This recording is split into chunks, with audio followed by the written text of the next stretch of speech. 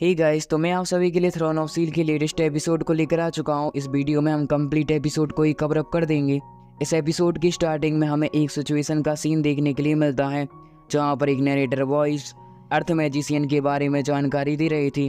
वह सभी बोलते हैं एक ऐसा बंदा है जो कि सोल्स को देख सकता है और वह अपने साथ बहुत सारी मूर्तियों को लेकर घूमता रहता है। कितना ज़्यादा ही पागल है, उसको तो मानना ही होगा। तभी हमें एक क्रो को दिखाया जाता है जो कि वहाँ पर डले हुए एक हैंड के पास आते साथ ही उसे उठाना शुरू कर चुका था। और यह हाथ और किसी का नहीं बल्कि हमारे अर्थ मैजिशियन का ही है। उसकी हालत काफ़ी ज़्यादा ही ख़राब थी जो कि ह्यूमन ने कर दी थी। तभी वह कहता है कि ये पूरा वर्ल्ड एक प्यारी सी आत्मा है और मुझे इस सोल्स के साथ कनेक्ट करना है। मैं ऐसे बिल्कुल भी नहीं मरूंगा। उन सभी लोगों से बदला लूँगा जिन्होंने कि मेरी ये हालत की है। मैं एक दिन बहुत ज़्यादा पावरफुल बनूंगा। तभी वह अपने सामने और किसी को नहीं बल्कि इलेक्ट्रोलक्स को देखता है जो कि हमारे नेक्रोमेंसर साहब ही हैं। उसे देखकर उसके अंदर एक अचानक से ही जिंदगी की होश आना शुरू हो जाता है। इलेक्ट्रोलक्स ने अपनी पावर की सहायता से सामने वाले अर्थ मैजिशियन को पूरी तरह ही रिकवर कर दिया था।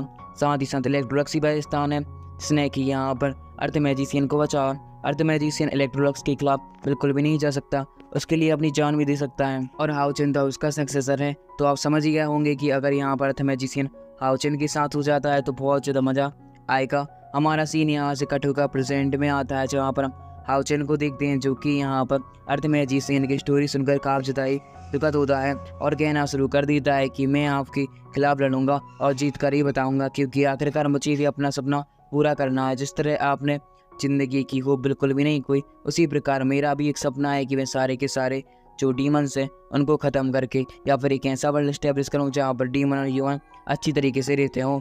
तभी हमें दिखाया जाता है कि अर्थ मैजिशियन ने अपनी पावर का यूज़ करते हुए हाओ चेन को एक स्थान पर कैद कर लिया था। साथ ही साथ वह हाओ चेन की सोल को जैसे ही चेक करता है कि वह और भी ज़्यादा हैरान हो चुका था, क्योंकि हाओ चेन के साथ में उसे एक और बात पता चल गई कि हाओ चेन तो सन ऑफ लाइट है, जिसकी वजह से वह कहता है कि वाह तुम्हारे पास तो एक और अच्छी खासी एबिलिटी है।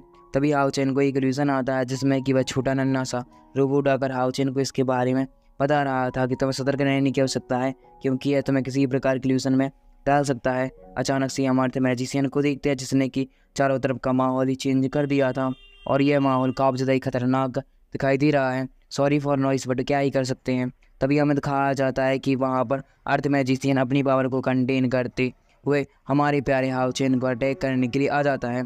हाओ चेन उसके प्रेशर से पीछे हो चुका है। अचानक से ही अर्थ मैजिशियन ने अपनी किसी पावर का यूज़ करते हुए यहाँ पर हाओ चेन को जंजीरों में कैद कर लिया है। भाई एक प्रकार का अर्थ टॉर्नेडो लग रहा होता है। हाओ चेन ने अपनी शॉर्ट स्किल की सहायता से अपनी स्पिरिचुअल एनर्जी को रिलीज़ किया और वह इससे बच जाता है।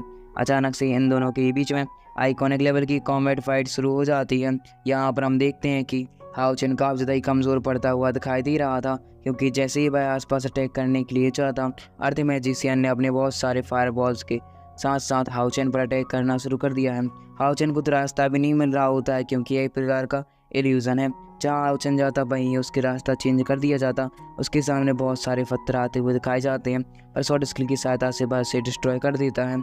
अचानक से जैसे ही वह कोशिश करते हुए पहुंचता है अर्थ मैजिशियन के पास, एक लात की सहायता से अर्थ मैजिशियन ने उसे पीछे कर दिया है।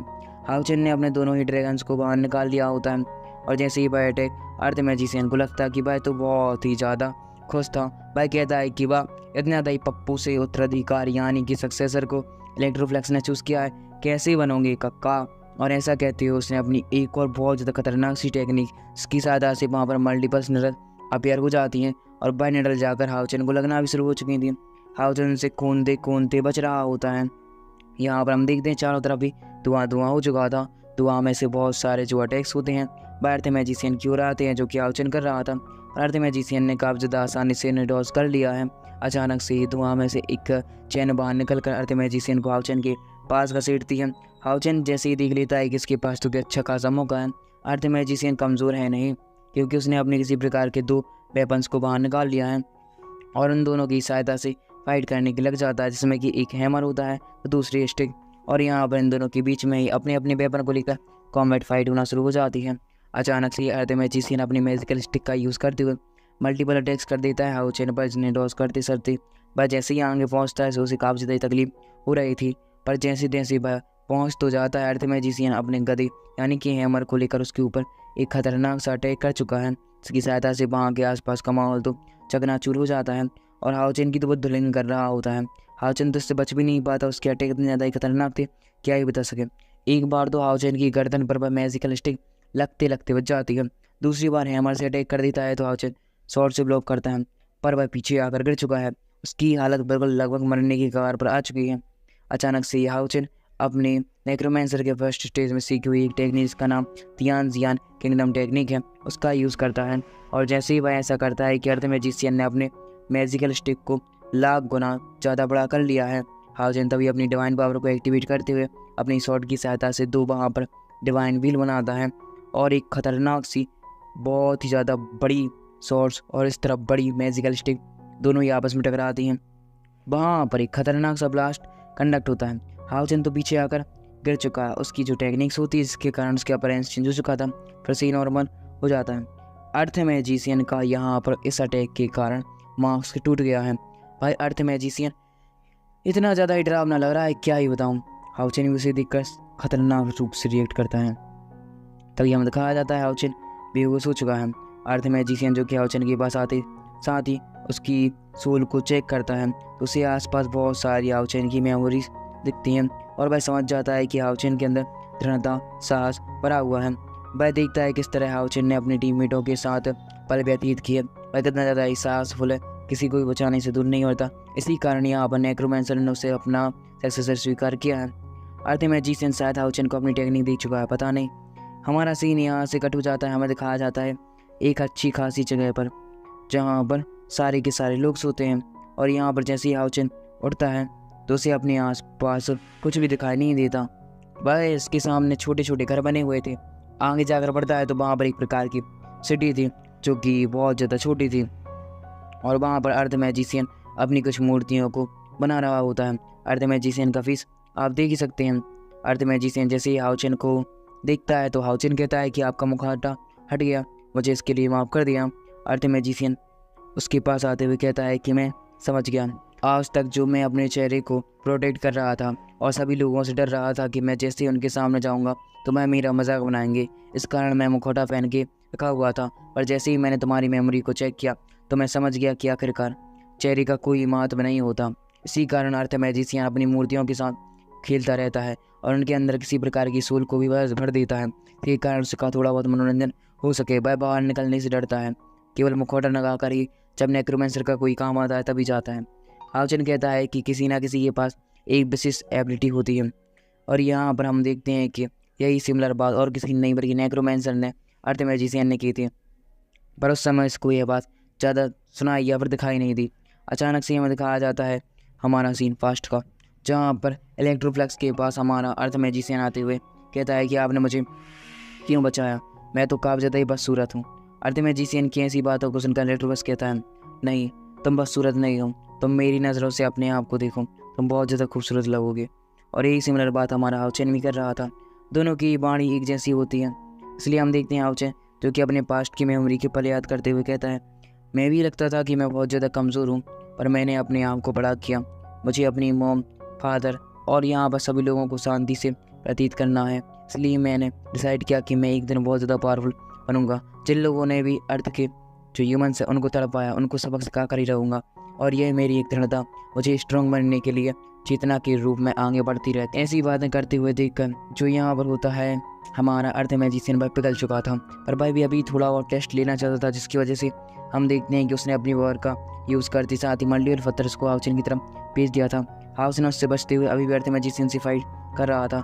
दोनों के बीच में एक लेवल की कॉम्बैट फाइट शुरू हो जाती है, पर इस बार हमारा हाउचेन कुछ ज़्यादा ही भारी पड़ता हुआ दिखाई दे रहा है।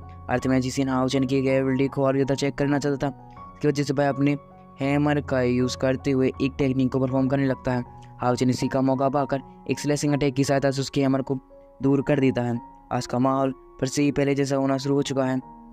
अचानक से यहाँ पर हम देखते हैं कि जो अर्थ मैजिशियन था वह कहता है कि आखिरकार तुमने ये कैसे किया, मेरी रिलीजन को ब्रेक करना संभव बिल्कुल भी नहीं है। हाउचेन उसकी ऐसी बातों को सुनकर वह कहता है कि मेरे पास एक ही अवसर था और मैं इसका यूज़ करना बिल्कुल भी नहीं खोना चाहता था, जिसकी वजह से मैंने आपके हैमर को ही दूर कर दिया।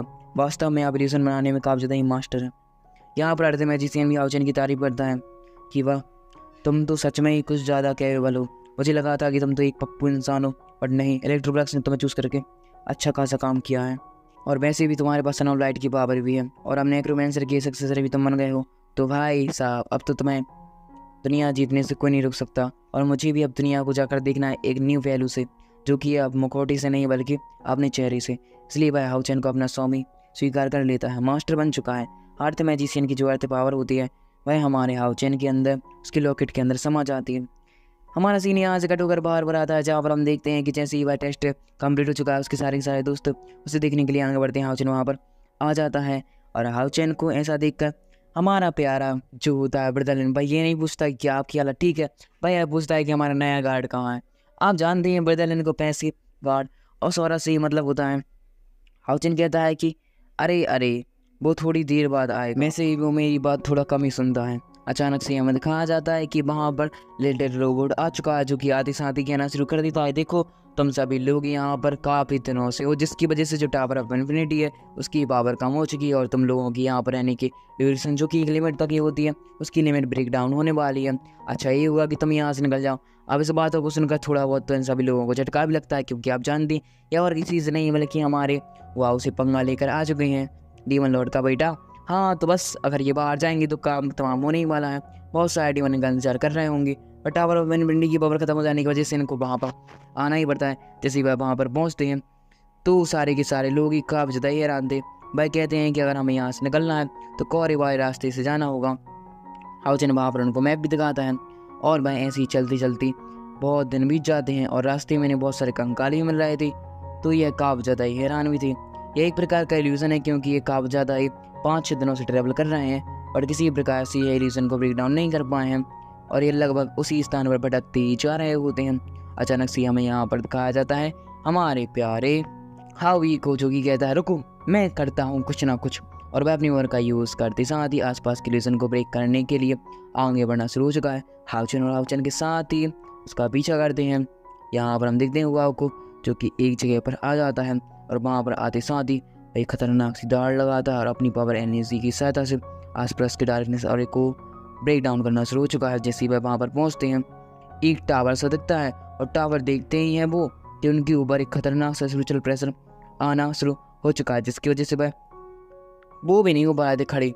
यहाँ पर हम देखते हैं जो मैक्स होता है वह इस टावर के बारे में बताता है, यही डीमन टावर है, जो कि अब अगर नहीं याद तो बताऊँ एपिसोड 3 बहुत पहले का है। हाँ तो एपिसोड 3 में आप जानते हैं कि हाउ चैन के फादर ने 3-4 डीमन को मार दिया था, तो उनके जो हेड्स होते हैं वह डीमन लॉर्ड के पास आते हैं, और डीमन लॉर्ड डीमन टावर का यूज़ करते हुए उन्हें फिर से रिकार्नेट कर देता है अगर हेड सही सलामत पहुंच गया। तो ये वही चीज़ है भाई साहब, इसको ब्रेक डाउन करने के लिए एपिसोड 1 में लड़ाई दिखाई गई थी, समझ रहे हो। अब ये यहाँ पर आ चुके हैं, जो यहाँ पर हमारा कौन होता है भाई हाउ ई, भाई तो लगातार ये अपनी अपनी एबिलिटी की सहायता से उस पर अटैक करता हुआ जा रहा था, और भाई अचानक से ये ब्रेक हो जाता है।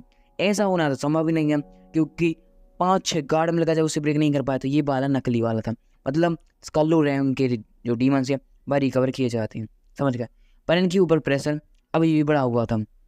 अचानक से हम दिखाया जाता है कि हाउ चैन तो कहता है ये वाला असली नहीं था, असली वाला सामने है, और उसके ऐसा कहते ही हमारा ये पार्ट यहीं पर एंड हो जाता है।